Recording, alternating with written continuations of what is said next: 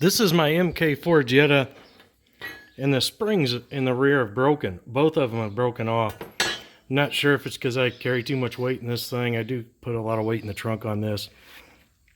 I haven't seen any good videos on how to get a new spring in there. It doesn't involve taking this whole thing off, because you need to get a lot of clearance to be able to get the new spring in, because it's uncompressed. So what I do is I jack from this connection, this bracket here at front of this rear suspension assembly, I guess you'd call it. Let me zoom out so you can see. And I jack it up enough so even the opposite tire is slightly coming off the ground, so this will expand as much as possible.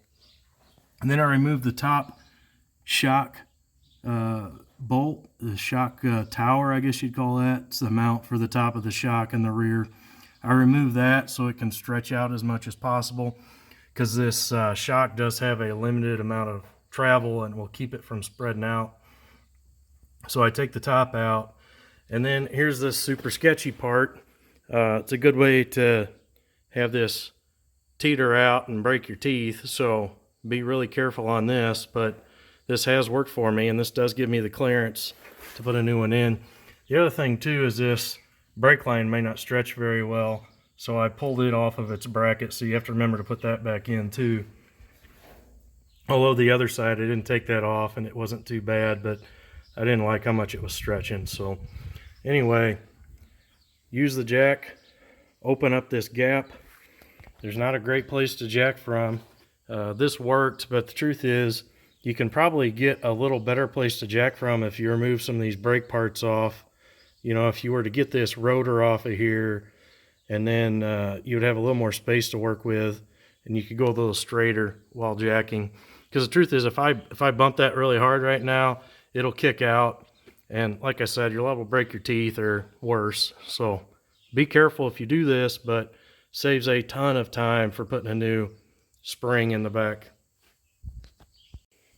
All right, the other thing you're going to have to do after you release this tension off the jack here, after you're done spreading it out, is you're going to have to put the jack underneath this and lift it up so you can remount that top shock mount.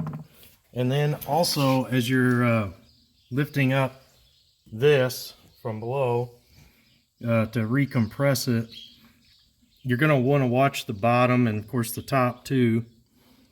Make sure everything's still lined up, and while there's not so much tension on it, you can kind of tap on it with a hammer and make sure everything settles into place as you're jacking this thing up. Sorry about these bad angles, but I'm not trying to really make a how-to video. Most of you guys know how to get to this point. I'm just telling you the simple trick of spreading this arm out to get room to put the spring in. Thanks for watching. Hope this was helpful. Be careful.